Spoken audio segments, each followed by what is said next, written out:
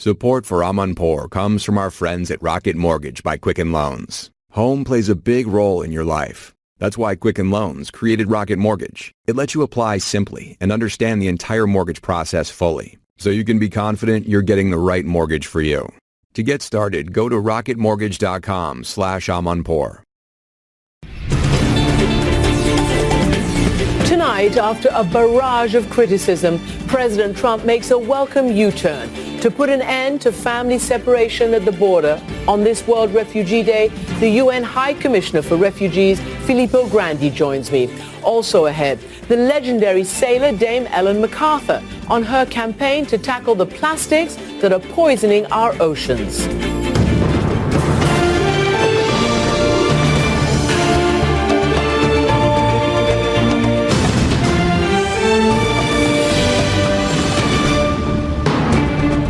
Good evening, everyone, and welcome to the program. I'm Amanpour in London. It's World Refugee Day, and this year it's landed right in the midst of an almighty political and humanitarian row over foreigners, migrants, asylum seekers, just plain refugees. A row that's challenging the very foundation and values of our Western democracies, from Europe all the way to the United States. The Pope even weighed in, saying that it's immoral to separate families. But from the Eastern Front, where Hungary today has passed a harsh new anti-immigrant law, to the Western Front, where the United States has been separating children from their parents, populist leaders are having their say. Now, after sustaining a torrent of criticism over his zero-tolerance policy at the U.S.-Mexico border, President Trump says he'll sign something to keep those families together. We want to keep families together. It's very important. I'll be signing something in a little while that's going to do that.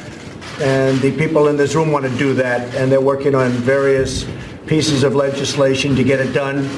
But I'll be doing something that's somewhat preemptive, but ultimately will be matched by legislation, I'm sure. But what to do when politics and desperate displaced people collide? I asked Filippo Grandi, head of the UN Refugee Agency. He joined me earlier from Niger in West Africa, and he reacted to Trump's latest decision, which was breaking just as we were wrapping up this interview. Filippo Grandi, welcome to the program. Thank you. So on this day, you've been accompanying refugees from one end of the spectrum to the other. Just give me an idea of some of the stories you've heard today. So many stories. You know, last night, as you said, I flew with 122 refugees that we had helped get free from detention centers in Libya to Niger, from where hopefully they'll be resettled to third countries. And I spent time during the long flight with them and heard lots of stories. Stories, of course, of why they became refugees in their own countries. Stories of war, of persecution, of a lot of discrimination and violence. But then on top of that, and this is the increasingly new feature that we see in refugee crisis, stories of abuse and violence on the way. Because a lot of these movements are at the hands of smugglers, traffickers that are true criminals that make a business of people's lives. What's going wrong with the global response to refugees? Unfortunately, some politicians are exploiting the apprehensions, the legitimate apprehensions and fears of people in those rich countries you're talking about to blame migrants and refugees as the carriers of the risks that people fear, of violence, of insecurity, of taking jobs away in uncertain economic situations, of values being threatened. And of course, especially in the case of refugees, that is totally the opposite, isn't it? People are fleeing from insecurity. People are fleeing because they're deprived of basic rights. So it's quite the opposite, and yet they're depicted as threats.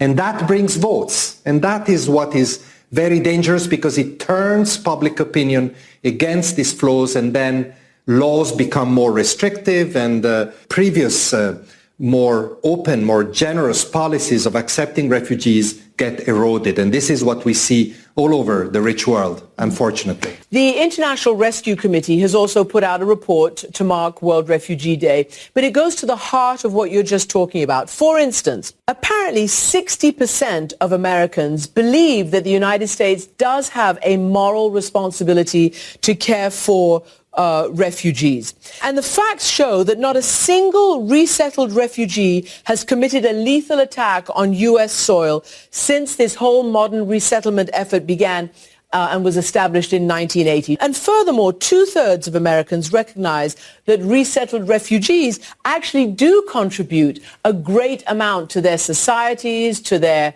economies, to their cultures and everything. So if the people in places like America, where we see this horrendous situation on the border right now, if they understand the need to help refugees, how do you counter the narrative of what you've just said, populist politicians seeking votes? It is important to repeat what the IRC report says. It's important to continuously convey the true narrative. It's important to tell the stories of people, not just of numbers, and this is what we're trying to do. You know, it's difficult. We and the IRC and others are not political organizations. We're a humanitarian organization. Our voice carries less than that of politicians. But I also think that it is important to remind politicians that the voices out there are not just the voices of hostility, of fear, of rejection.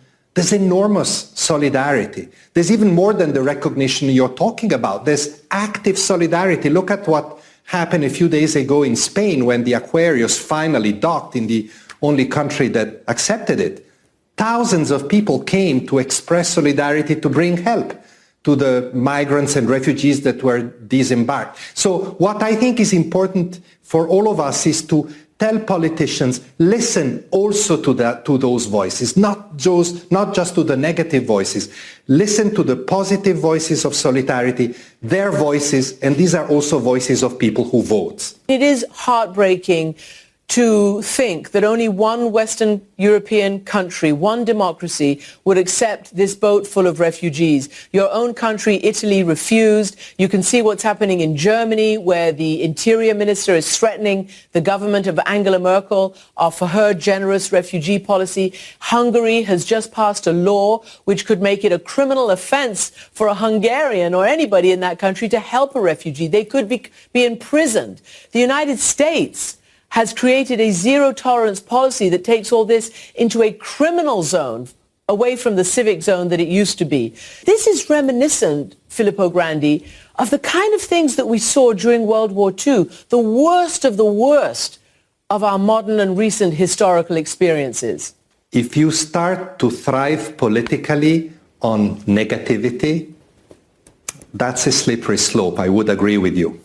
So it's important to come out in force, all those that think otherwise, and talk differently and influence the political dynamics in a different way. I entirely agree. It is also true that sometimes excesses, sometimes crises, like in this case, generate new solutions. I know for a fact that in Europe, for example, among all countries, there is a realization that these flows have to be managed otherwise, and that principle cannot be completely ignored. We're being consulted by European institutions, by European member states, and that's important. We need to put forward a narrative, a reasonable narrative. You know, these arrivals in Europe have gone down dramatically in the last few months. There is no emergency. There is no refugee emergency. The refugee emergency is here in Niger, is here in Africa, where I speak from, is not in Europe. But we need to put forward calmly this narrative and put forward concrete proposal on how to manage these flows in a pragmatic, principled but pragmatic manner. And this can only be made, and this is another very difficult challenge, on sharing, on doing it together. And this is what worries me as well, is that Europe, unfortunately, seems to go country by country instead of as a political union as it should. Mm-hmm. And in fact, indeed, you say Chancellor Merkel has tried for years to get a Europe-wide solution to this immigration problem, and they just haven't stepped up. None of the countries have stepped up. No, but I can tell you that even in the last few days, we've had several conversations with many influential member states in Europe, and I think that there is a growing realization that we have to get our act together, that they have to get their act together, and I mean it literally, get their act together. If not, there will be no solution, and one country after the other, in separate moments, separate countries will pay the price. By the way, yes, there was a reaction from the Italians recently, but it is also true that Italy received most of the new arrivals in the last year. There was a reaction in Germany, but it is also true that in 2015, most of the refugees went to Germany. So it's these imbalances that have to be corrected, and this can only be done through collective work, through common solutions in which everybody has to give something to gain something. Let's just turn to the United States, which has really galvanized the American people, faith leaders in the United States, these terrible pictures, these terrible tapes of crying children being separated from their parents. I just want to ask you, do you know of any other civilized country that actually has a policy of separating, or an agenda, I'm sorry, because it is not a legal federal policy in the United States, an administration agenda of separating children from their parents in these kinds of situations?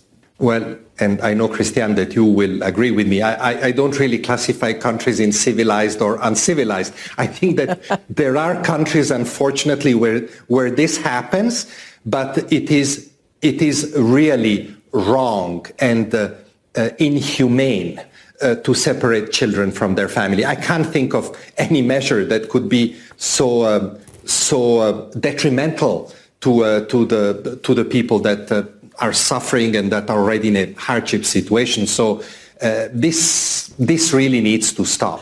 You're reluctant to use the word civilized, but doesn't our reaction and our response to these gravest needs sort of define our civilization, define us as human beings? Yes, obviously. I think that, and this is what I tweeted this morning when I woke up on World Refugee Day here in Niger.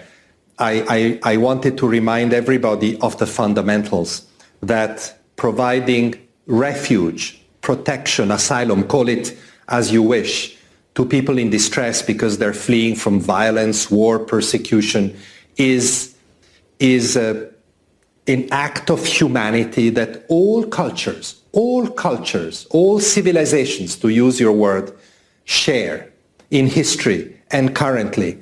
And also, and I think it's important to remember that dimension as well, this principle is enshrined in international law, in refugee law. So respecting that principle is not only upholding values, it's also fulfilling what I would call a legal obligation. So given that fact, and again, given the fact that zero tolerance is not an official U.S. policy, it's an administration agenda of this current administration, what would you advise to the Trump administration for them to deal with whatever issues they have at their border, security, and all of that, but also respect the humanity and the humanitarian law for these people? There is a big problem at the border, and we've been dealing with this problem together, constructively, together with the U.S. for years, well before this administration. There is a problem of huge backlog of asylum application. It's in the hundreds of thousands. It's the biggest in the world. But what needs to be done there is investing the right resources in addressing this problem and reducing it, not creating deterrence measures that go against basic right and basic humanity, and frankly, I believe, are not effective in stopping the problem the way they're intended to do. Mr. Grandi, it appears that after a huge amount of both domestic and global pressure, the president has bowed to reality, and he is signing an executive order to keep families together at the border. Your response to that? You must be delighted.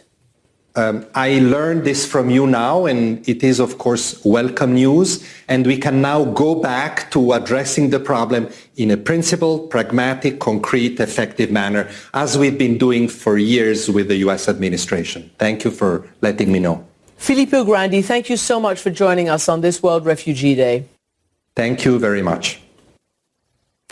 Now, of course, according to sources, the fact that the president says he's going to keep families together does not mean that the zero tolerance policy is going to be rejected. So we'll see how that policy continues and whether families will be detained altogether now. Support for Amanpour comes from our friends at Rocket Mortgage by Quicken Loans.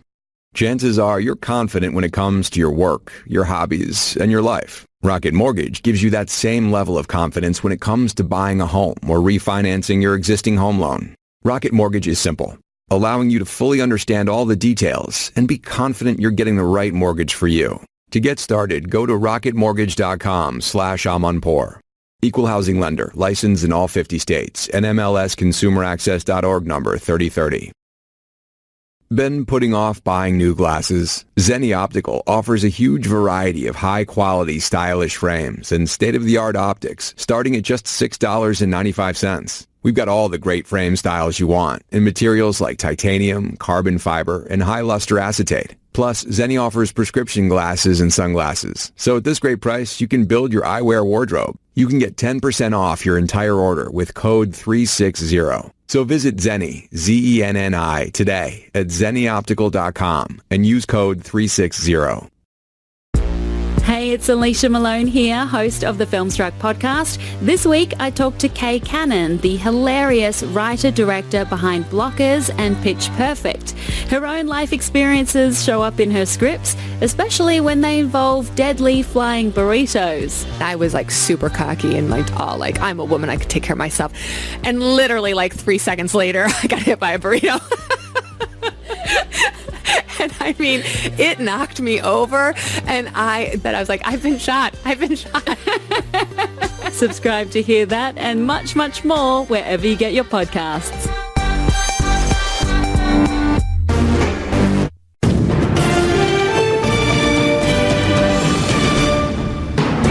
The outcry over Trump's immigration policy comes hot on the heels of another controversial move by the United States on the environment. At the recent G7 meeting, the president and the U.S. refused to sign an agreement on reducing plastic waste in the world's oceans.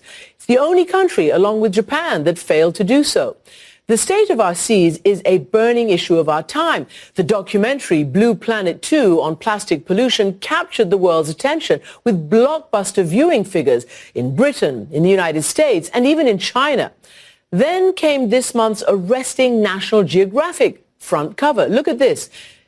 It's not an iceberg, it's a plastic bag.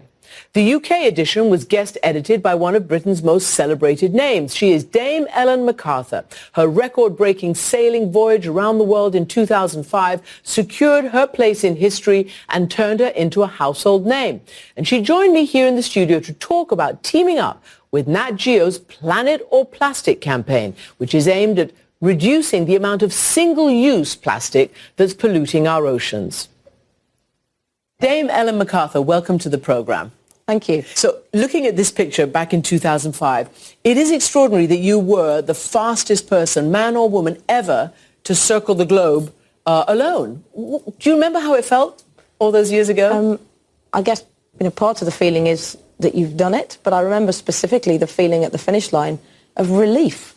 Because it takes a long time to put together a program and put the boat together and race around the world, and you're exhausted. You've pushed as hard as you can. For me, it was just over 71 days. Yeah. And you get to the finish line and you're just relieved. And then when the team came on board, that's when it really became real. And we broke the record. And do you feel a little bit of pride that you did this as a woman? To me, that was never really an element of it. I raced in a world where men and women competed together. I never really thought about it. I did many races before that record. So when you raced solo boats in the Vendée Globe or transatlantic races, you raced against guys. That was just how it was. Right, so you had a pretty extraordinary experience because there's never any gender disparity. No. That's really interesting. And I've raced many times with men. In fact, all of the two-handed transatlantics I've done have been with men, just the two of us on the boat. So for me, it was completely normal.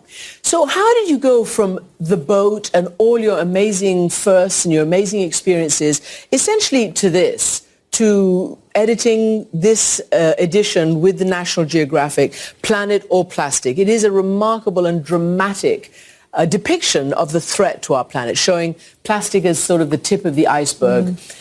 Is it the sailing that brought you to that?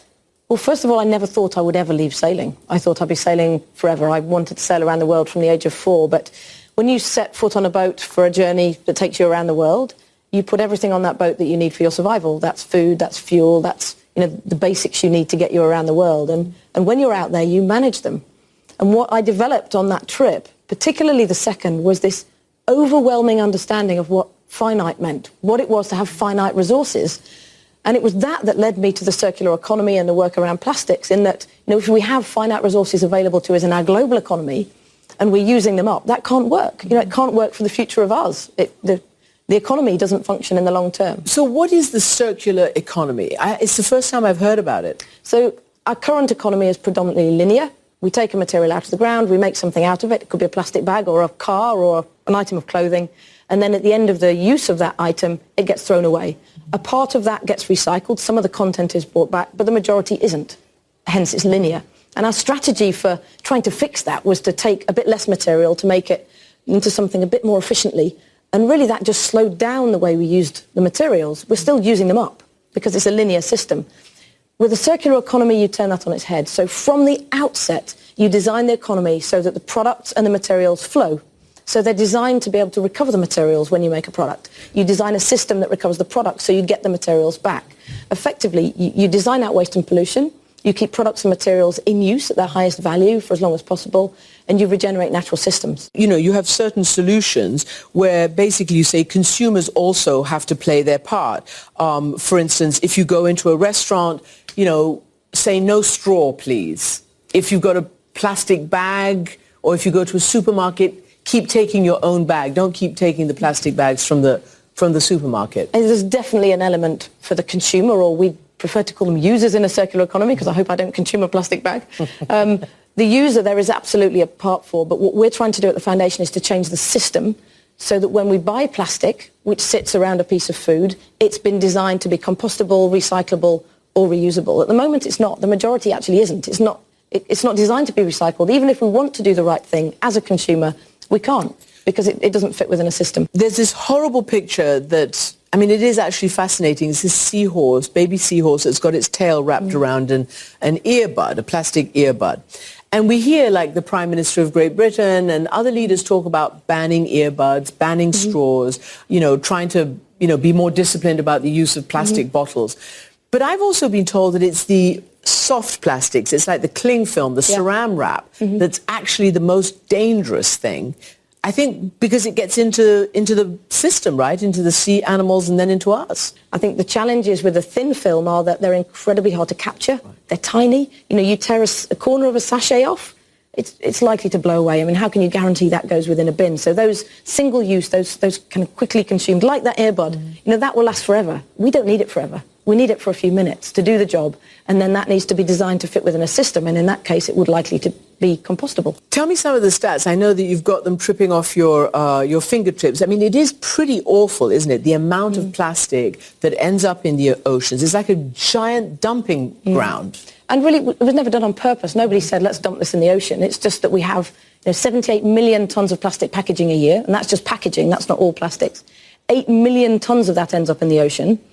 And, it can't be ingested by the ocean. It can't be, digested by the ocean. It just ends up sitting there, and it's a huge problem. We've got this on beaches, and we've got another picture which shows them floating in the seas. Something like, apparently, 5 trillion pieces of plastic already floating in our oceans, and it can take 450 years for some of this plastic to decompose. It's there for a very, very long time. And of that 78 million tonnes, 2% gets recycled into the same quality material.